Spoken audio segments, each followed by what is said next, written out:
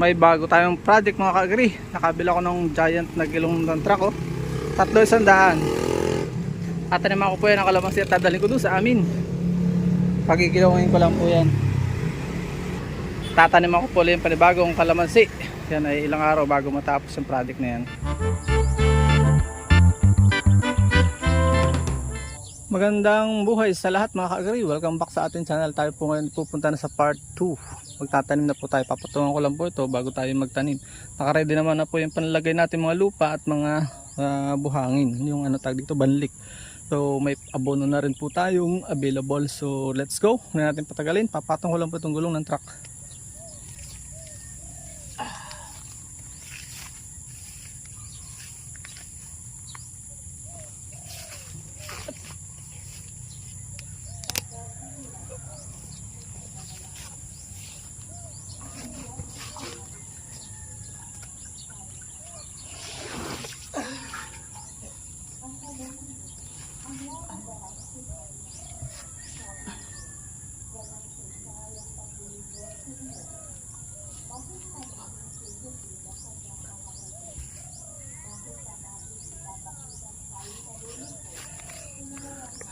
So ayan siguraduhin po nating pantay, no? Pantay. So pakita natin sa inyo sa loob.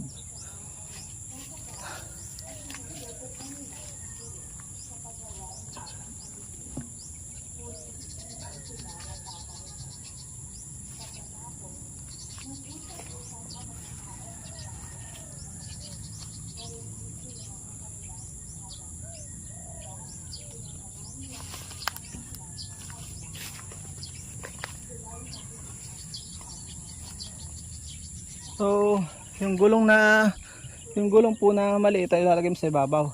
Sa ilalim po yung malaki. So, kukunin ko lang po yung pananim. So, bali, magtatanim na po tayo. Yan o. Ang capital nga pala dito sa lahat ay 280. Maliban sa lupa at ano. So, ayan o. Tatanim na tayo. Piliin nyo po yung magandang kalumanda rin po ang puno para tumatagal ang buhay. Mahigit 5 taon. So, ayan o. Lalagyan ko muna po siya ng buhangin sa ilalim. Itong banlik, yan o. Lagyan muna po natin ng banlik. Yan, banlik.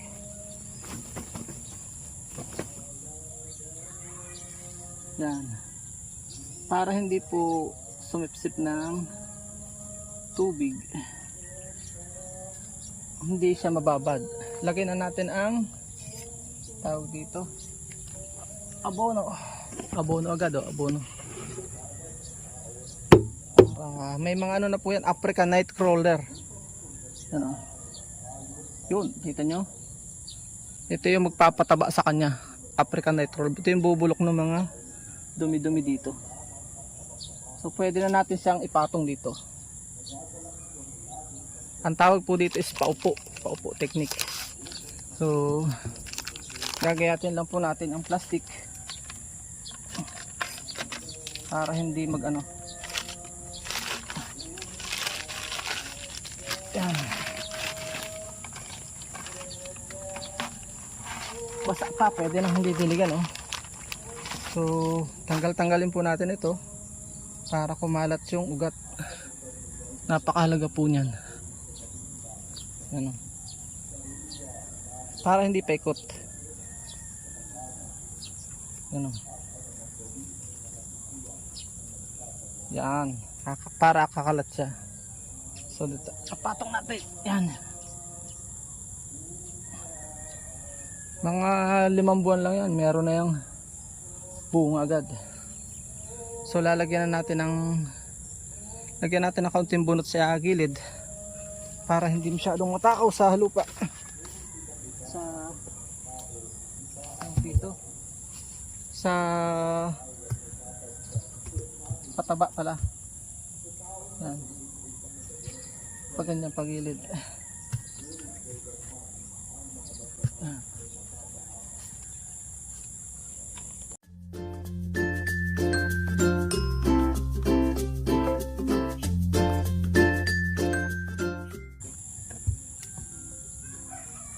Pwede natin ilagay itong organic matter. Ito po yung dumi ng tupa.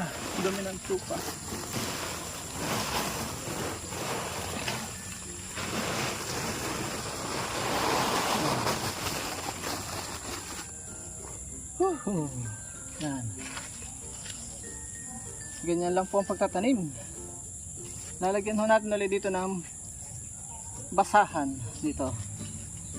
So, tapos dagdag lang po ng dagdag. So, yun, tatatluhin ko na dito para siguradong hindi magbasa. Tatlong basahan dito. Yan. So, bibitinin ko po ang video. Ganyan lang po yan. Ganyan lang, lalagyan ko pa yan ng buhangin sa ibabaw. Ganyan lang po ang pagtatanim. Dagdag lang po ako ng dagdag. Para so 280, almost lifetime na yung supply mo ng ano, napakamura po niya. So, bago tayo maghiwalay, nais ko po sa inyo i-alok yung aking ebook. 40 pesos lang po yun. Gusto nyo mag-avail, PM nyo lang po ako. Yan po ay full pack information na aking karanasan sa pag YouTube. So yun o. Yan. At ito ilalagyan ko na ng mga dumi-dumi nung tag dito, yung mga balat ng saging para ipagkain agad yung African Night Crawler. So hanggang dito na lang po, mapahaba po tayo. Mag-PM lang po sa akin. Payable siya via GCash at via messenger account ay isasend ko po sa inyo yung downloadable link. Naway may natutunan kayo sa maigsi nating video. Paalam and God bless. Please support our Filipino Brothers. Pakita po natin sa mga kakaisa po ng lahing Pilipino. Paalam mo na po. Babay po talaga ko po ito ng basahan at dadagdagan ko na lang ng mga abono. At dyan po nagtatapos ang munti natin vlog. Kung kayo pinapagpala at mahilig kayo sa ganitong klase mga upload, please consider subscribing and hitting the bell icon so that you'll get notification sa mga upcoming namin videos. Ano po? Magkita-kits po tayo sa susunod natin mga vlog. Paalam and God bless. Bye bye po muna.